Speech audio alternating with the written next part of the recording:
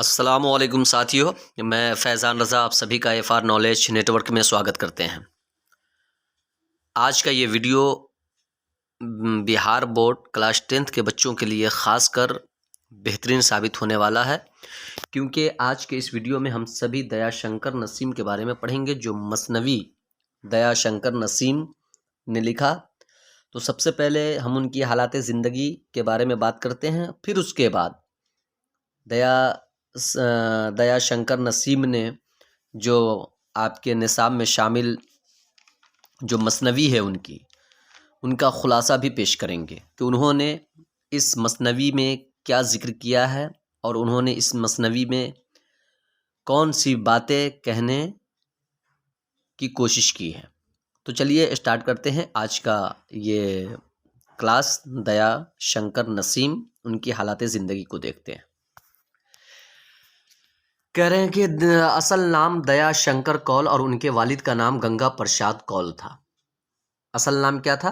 دیا شنکر کول، اور ان کے والد کا نام کیا تھا؟ گنگا پرساد کول۔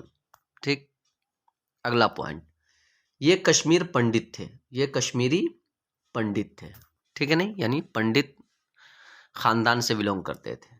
نسیم 1811 میں پیدا ہوئے۔ کب پیدا ہوئے؟ 1811 میں۔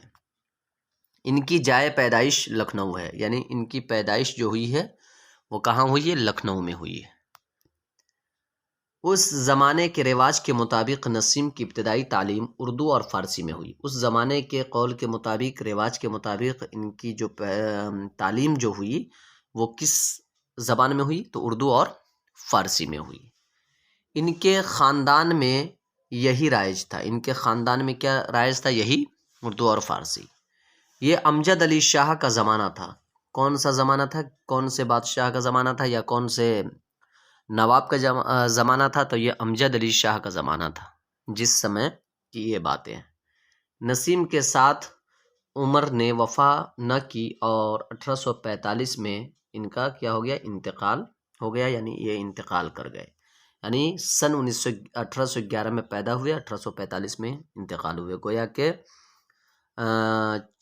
انہوں نے اپنی جو پوری زندگی حاصل کی، کیول یہ سمجھ لیجئے کہ 34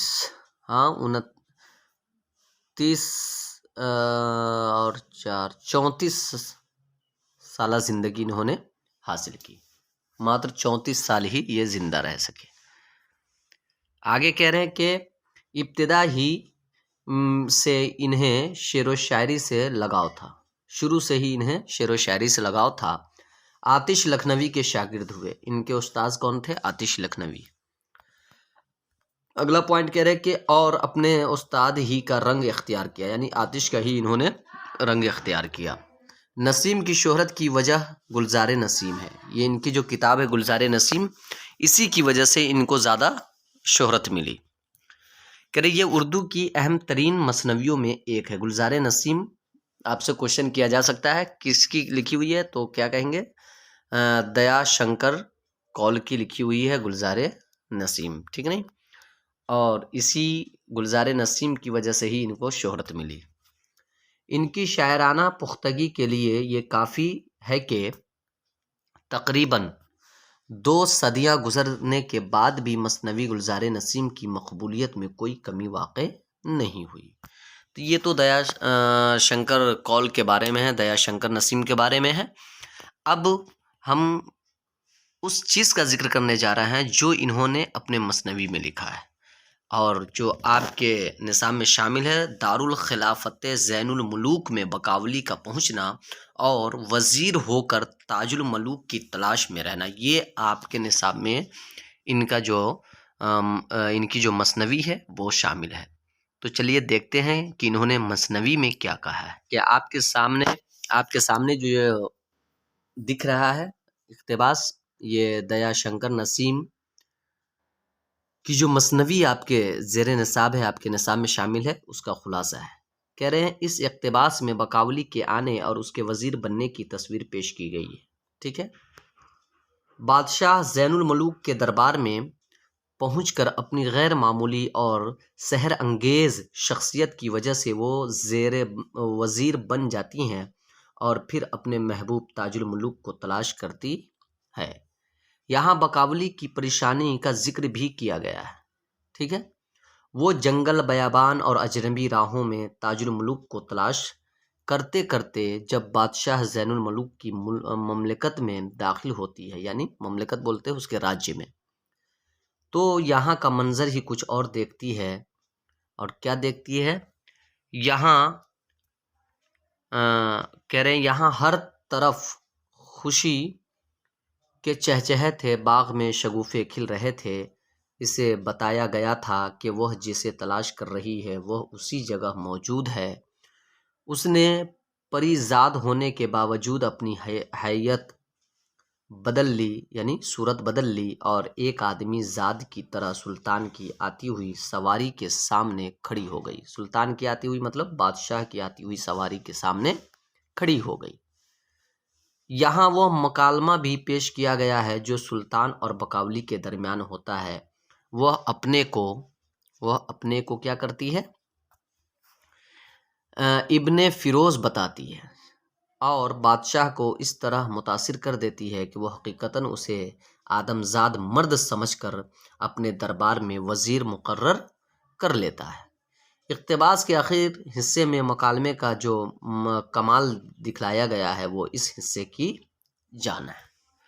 تو یہ تو آپ کے نصاب میں جو شامل ہے دیا شنکر نسیم کی جو مثنوی ہے اس کا خلاصہ ہوا۔ ہم اس کی پوری کہانی پیش کر سکتے ہیں لیکن ٹائم بہت کم ہے میرے ساتھیوں، لیکن بس اسی لیے میں اسی چیز کا ذکر کر رہا ہوں جو آپ کے لیے زیادہ تر کارآمد ثابت ہونے والی ہے۔ تو یہ تو ہو گیا دیا شنکر نسیم کے بارے میں۔ اب آتے ہیں غلام حمدانی مصحفی کے بارے میں ذکر کرتے ہیں، ان کی حالات زندگی کے بارے میں باتیں کرتے ہیں۔ تو بنے رہے اخیر تک ویڈیو میں، بہت ہی مؤثر ثابت ہونے والی یہ ویڈیو ہے، اس لیے آپ سبھی میرے ویڈیو کو ضرور دیکھیں، کلاس کو ضرور دیکھیں اور شیئر کرنے کی کوشش کرتے رہیں۔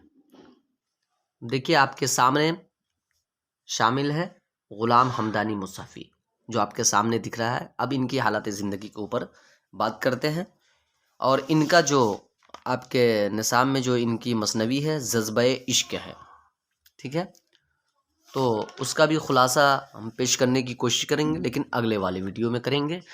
پہلے اس ویڈیو میں ہم ان کی حالات زندگی کو دیکھ لیتے ہیں۔ کہہ رہے ہیں اصل نام غلام حمدانی اور مصحفی تخلص رکھتے تھے۔ اصل نام کیا رکھتے تھے؟ غلام حمدانی، اور مصحفی کیا تھا ان کا؟ تخلص۔ مصحفی کی پیدائش 1748 عیسوی میں امروہہ یوپی میں ہوئی۔ امروہہ ایک جگہ ہے، وہاں ہوئی۔ ان کے والد اکبر پور کے رہنے والے تھے جو امروہہ کے مضافات میں ایک قصبہ ہے۔ امروہہ کے مضافات میں ایک قصبہ ہے، وہیں کے رہنے والے تھے۔ امروہہ میں مصحفی نے ابتدائی تعلیم حاصل کی۔ ابتدائی تعلیم کہاں حاصل کی؟ تو امروہہ میں۔ شعر گوئی کا ذوق بھی اسی زمانے سے تھا۔ اسی زمانے سے وہ بعض شعری محفلوں میں بھی جاتے تھے، یعنی امروہہ میں جب ابتدائی تعلیم انہوں نے حاصل کی اسی زمانے سے ان کو شعر و شاعری کا ذوق اور شوق تھا۔ اسی دوران ان کی تعلیم بھی ہوتی رہی۔ امروہہ سے پھر بریلی چلے گئے۔ سن بلوغ میں، یعنی سن بلوغ مطلب بالغ ہونے کے سال میں کیا ہوتا ہے؟ انولہ تشریف لائے۔ انولہ ایک جگہ ہے، وہاں تشریف لائے۔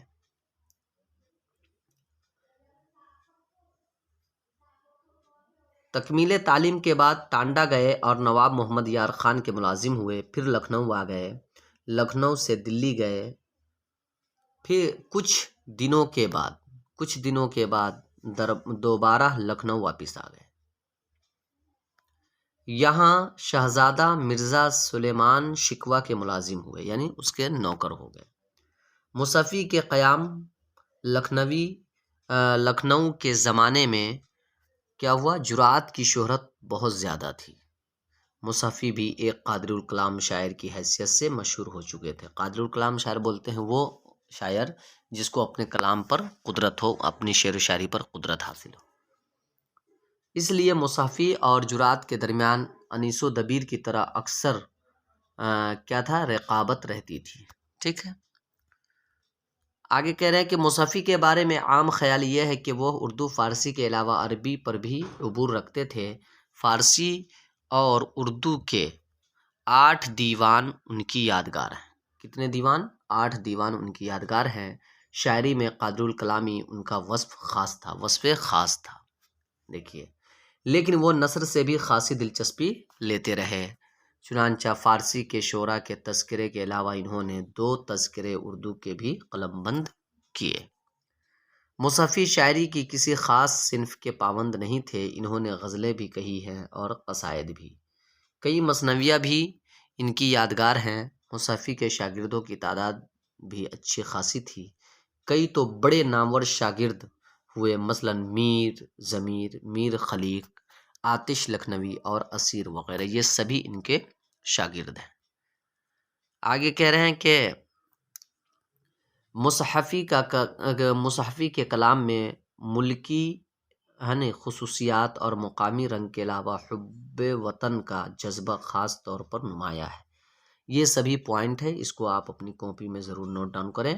آپ سے یہ پوچھا جا سکتا ہے کہ مصحفی کے کلام میں کون سی خصوصیات پائی جاتی ہے. تو یہ مصحفی کے کلام کی اصل خصوصیات یہ ہے کہ ملکی خصوصیات اور مقامی رنگ کے علاوہ حب وطن کا جذبہ خاص طور پر شامل ہے، نمایاں ہے. مصحفی کی عشقیہ مثنویاں قابل لحاظ ہیں. ان میں مثنوی بحر المحبت مشہور ہے. دوسری مثنویاں مثلا سردی، طفل حجام، اجوائن، غریب خانہ مصحفی، مودی خانہ اور کھٹمل نامہ وغیرہ خاص طور سے قابل ذکر ہیں. یہ سبھی ان کی مثنوی ہے. 1824 میں مصحفی کا انتقال ہو گیا. تو میرے عزیز ساتھیوں، مجھے امید ہے کہ آپ کو یہ ویڈیو بہت اچھا لگا ہوگا اور آپ سبھی اچھی طریقے سے تیاری کر رہے ہوں گے. میرے چینل کو سبسکرائب کریں اور تاکہ مجھے موٹیویٹ ملے اور میں زیادہ سے زیادہ ویڈیو آپ تک پہنچانے کی کوشش کر سکوں. پھر انشاءاللہ اگلے ویڈیو میں اگلے چیپٹر کے ساتھ ہم ملیں گے. اجازت دیجیے. خدا حافظ. فی امان.